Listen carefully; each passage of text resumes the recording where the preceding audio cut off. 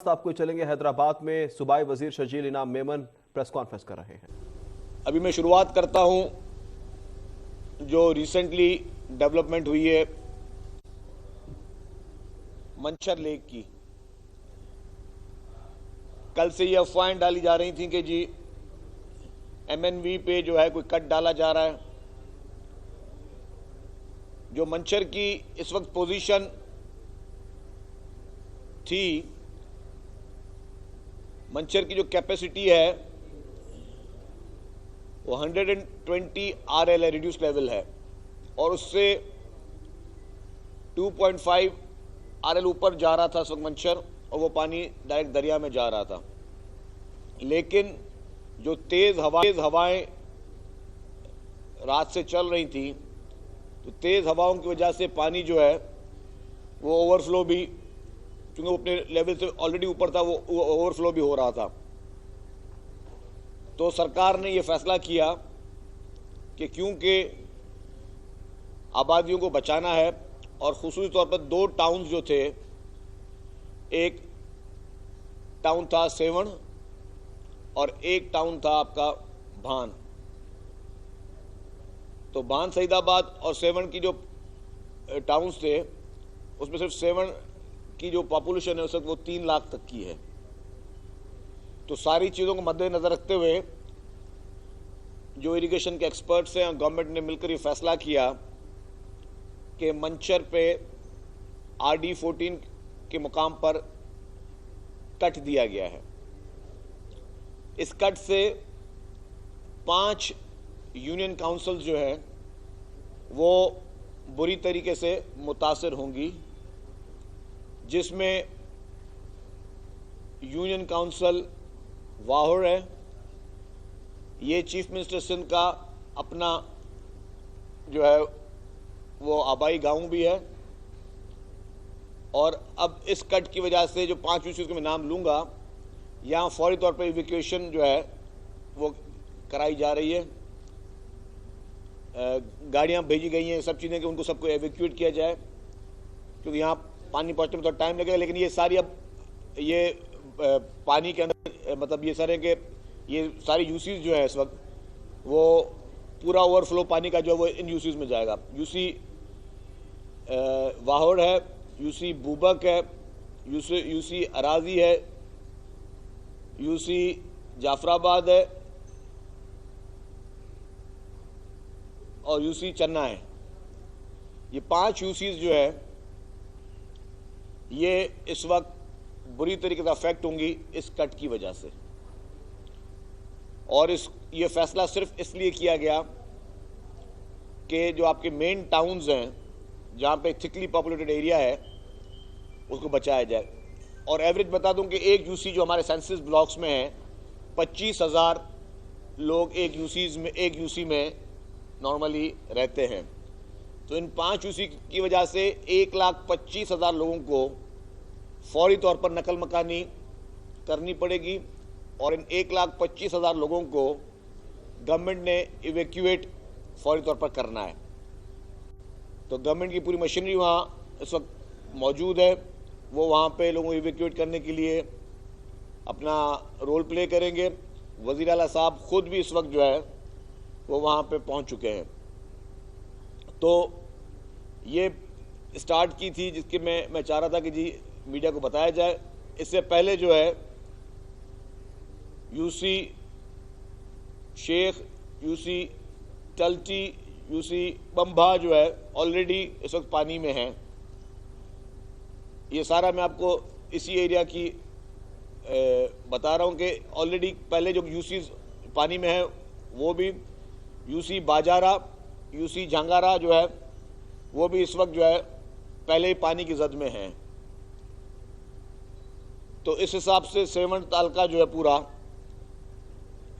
इसका एक काफ़ी हिस्सा जो है वो अब इस सैलाब से और इन बरसातों की वजह से बहुत बुरी तरीके से मुतासर होगा। अब मैं आपको ये जो बेसिक थी जो कि मैं आपको रिसेंटली डेवलपमेंट थी उसमें बता रहा था, अब मैं आपको ओवरऑल सिचुएशन थोड़ा आगाह कर दूं।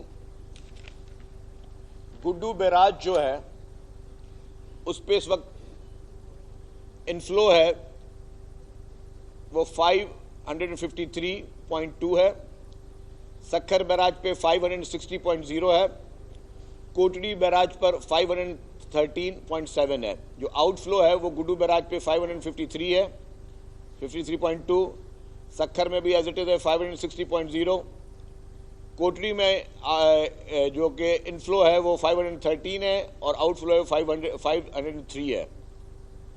आज तक जो टोटल सिंध में डेथ्स हो चुकी है, जो आज का फिगर है वो है 563 और इंजर्ड लोगों का जो फिगर है वो अराउंड 22,000 है।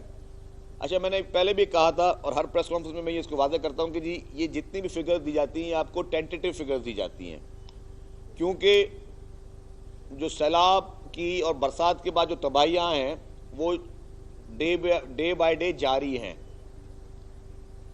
और जैसे ही पानी किसी नए गांव में एंटर होता है, जैसे ही पानी किसी नए शहर में एंटर होता है तो वो अपनी तबाहकारियाँ शुरू करता है। तो ये सारी टेंटेटिव फिगर्स हैं। हाउस डैमेज जो है वो 1.5 लाख से ऊपर है और रिलीम्स में जो है जो लोग हैं अब वो भी day by day figures change होती जा रही हैं। वो 67,28,070 लोग जो हैं, सॉरी 6,72,870 इस वक्त पॉपुलेशन जो है वो रिलीफ कैंप्स में है। इसमें मैं आपको थोड़ा मजीद एक चीज वाज़ेह कर दूं,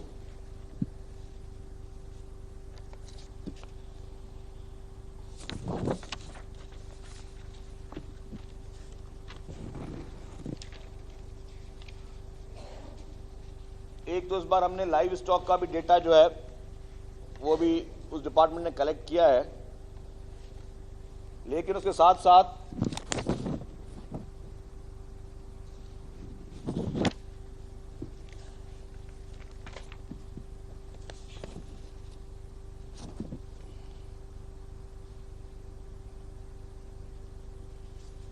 लाइव स्टॉक का अगर मैं डेटा भी आपके साथ शेयर करूं तो टोटल जो जानवर इस वक्त तक जो जानवरों की मोर्टेलिटी रेट है 10,133 जो है। तो इसमें फिगर्स में मेरे पास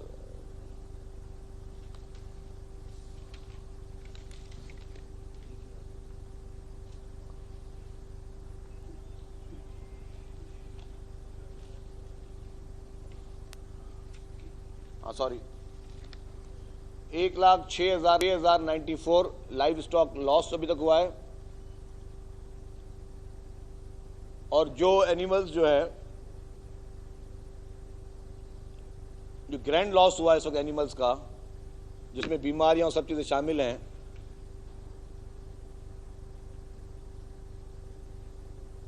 वो भी मैं डिस्ट्रिक्ट वाइज आपको पूरा दे सकता हूं कि एनिमल्स की मोर्टेलिटी रेट जो है वो डिस्ट्रिक्ट वाइज क्या, वो मैं कॉपी सबको देता हूं क्योंकि इसे लॉन्ग लिस्ट, तो मैं चाह रहा हूं कि आपको वो डिटेल में देता रहूं। इस वक्त तक जो रिलीफ का काम है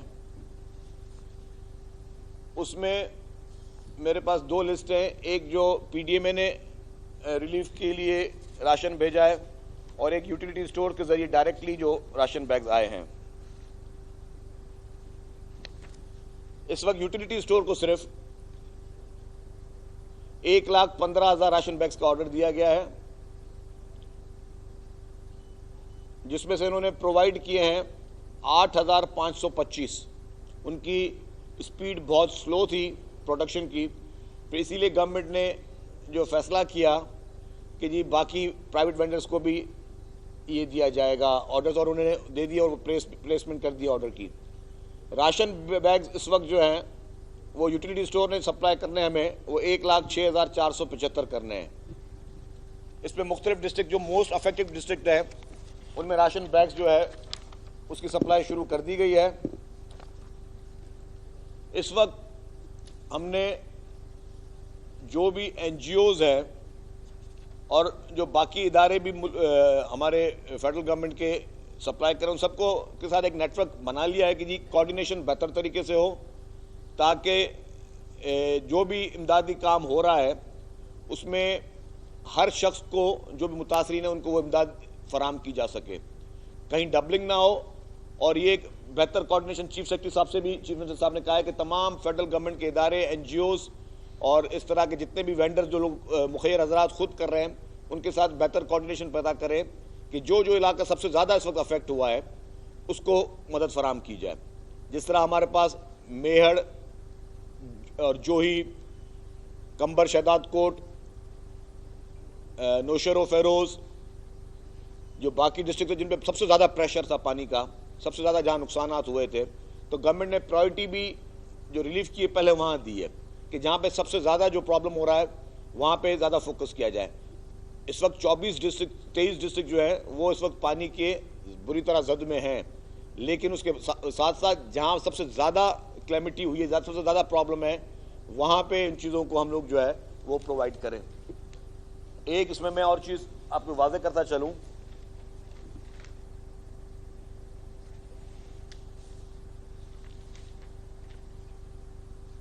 कि इस वक्त जो प्रायोरिटी गवर्नमेंट की है कि बीमारियों की जिस तरह वबाई अमराज बढ़ रहे हैं, उसमें जो अद्वियात हैं वो प्रॉपर तरीके से अब रिलीफ कैंप्स में, हर रिलीफ कैंप के अंदर एक मेडिकल डिस्पेंसरी बनाई जाए, ताकि वहाँ पे मौजूद लोगों को जिसको बीमारी हो उसको हॉस्पिटल लेके जाने के लिए टाइम ना वेस्ट हो, उसी वक्त फौरी तौर पर उसको फर्स्ट एड भी दी जाए। और फिर अगर खुदा ना खास्ता कोई पेशेंट सीरियस है तो उनके लिए जो है उनको हॉस्पिटल मूव किया जाए।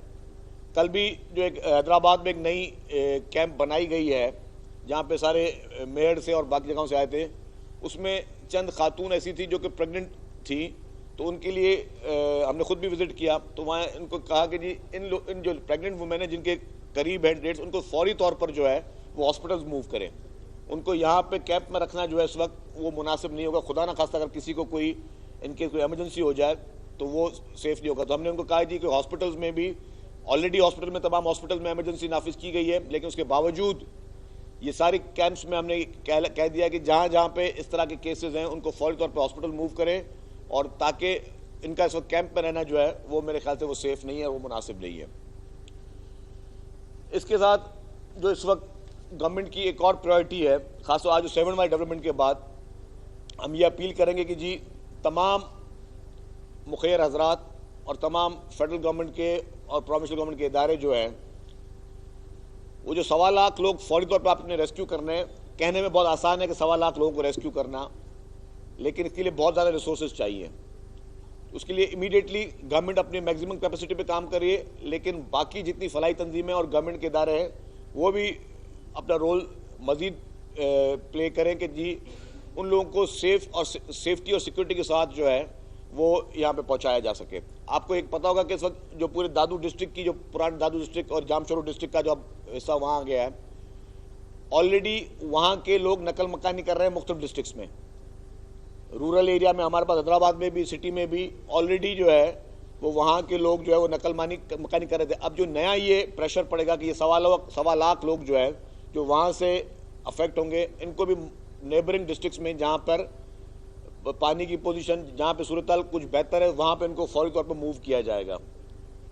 तो इसके लिए भी अब मज़ीद हम इमरजेंसी पे आज और मीटिंग्स करेंगे, इनके लिए मज़ीद रिलीफ कैंप्स बनाएंगे।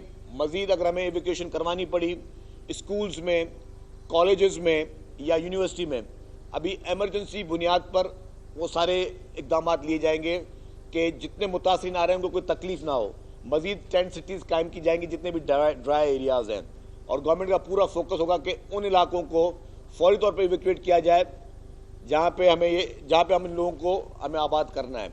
तो इस वक्त प्रेशर जो है डेफिनेटली वो बहुत ज़्यादा है गवर्नमेंट पे, लेकिन गवर्नमेंट अपनी फुल कैपेसिटी के साथ, और जब तक कि ये सारा प्रोसेस ख़त्म नहीं हो जाता और ये जितने भी मुतासरीन हैं इनको वापस रिहेबिलिटेट करके वापस नहीं पहुँचाया जाता अपने मकामात पर, अपने जो घरों तक, तब तक जो है गवर्नमेंट का ये प्रोसेस पूरा जो इमरजेंसी का है वो जारी रहेगा। मैं इसको फिर रिपीट करता हूँ कि हमारा फर्स्ट प्रायोरिटी है रेस्क्यू, रेस्क्यू करना है पहले उन लोगों को कि खुदा न खास्ता वो जानी नुकसान ना हो। नंबर सेकंड है उनको फौरी तौर पर रिलीफ पहुंचाना, और रेस्क्यू और रिलीफ जैसे ही कंप्लीट होगा उसके बाद हमारा है कि जी फिर इनकी रिहेबिलिटेशन में काम करेंगे, जब मुकम्मल तौर पे वो इलाके जो है वो क्लियर हो जाएंगे। तो इस वक्त ये प्रायोरिटी है, और हमारी भी ये कोशिश होगी कि पब्लिक को, मीडिया को, पूरे पाकिस्तान को और इंटरनेशनल कम्युनिटी को हम डे टू डे रोज़ाना की बुनियाद पर ये ब्रीफिंग्स दें, उनको डेली के बुनियाद पर आगाही दें कि इस वक्त क्या इकदाम गवर्नमेंट की तरफ से किए जा रहे हैं और गवर्नमेंट की तरफ से हमारी प्रायोरिटीज़ क्या है। जैसे मैंने कहा कि इमरजेंसी में अभी 1 घंटा पहले, आधा घंटा पहले फैसला हुआ कट का, फौरी तौर पर हमने प्रेस कॉन्फ्रेंस करके आपको आगाह किया जी ये गवर्नमेंट ने फैसला किया है। इस वजह से किया है कि जो टाउन्स हैं वहाँ पे आबादी ज़्यादा है, उन टाउन्स को बचाया जाए, वहाँ पे कोई जानी नुकसान ना हो। और फिर जो यूसीज थी 5, जिसमें वज़ीर आला सिंध की अपनी यूसी भी शामिल थी, उसका अपना गांव भी शामिल था, उस एरिया पे कट को प्रेफर किया गया कि वज़ीर आला का अपना गांव भले डूब जाए लेकिन वो जो शहरी आबादी है वहाँ पे कोई नुकसान ना पहुँचे। तो ये थी कुछ गुजारिश था।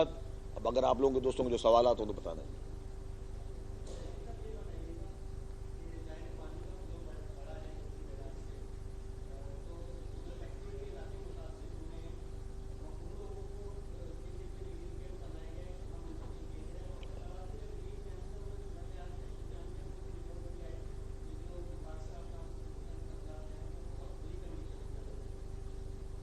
देखिए जी, आपके 2 सवाल आते हैं। एक सवाल था आपका कच्चे के लिए। एक तो कच्चे के इलाके में जो लोग मुतासर हो रहे हैं उनको भी हम मुतासरा कैंप पे दे रहे हैं, वो भी जितने हमारे रिलीफ कैंप्स हैं उसमें वो रह सकते हैं। डिस्ट्रिक्ट एडमिनिस्ट्रेशन मुकम्मल तौर पर मौजूद है। कच्चे के इलाके के लोगों के लिए कोई खास आपने कहा कैंप, उनके लिए कोई खास कैंप नहीं बनाई गई, लेकिन जो हमारे रिलीफ कैंप्स हैं उसमें वो रब्ता करके आके रह सकते हैं, कोई उनको मना नहीं है।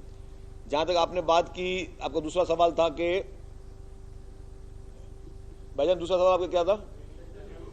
हाँ, कैंप्स के हालात। कल भी हमने सारे कैंप्स में विजिट किया है। चंद लोग जो थे वो अपने बिस्तरे वगैरह लेके आए थे, कुछ लोग अपने बिस्तरे वगैरह नहीं लेके आए थे। तो गवर्नमेंट ने जो टेंट देना है, मेडिकल फैसिलिटी देनी है और पका पकाया खाना, जो कुक्ड फूड पूरे सिंध में इस वक्त रिलीफ कैंप्स में हम फराम कर रहे हैं, वो तो गवर्नमेंट प्रोवाइड कर रही है। लेकिन अब कल चंद लोगों ने ये रिक्वेस्ट की कि जी हमें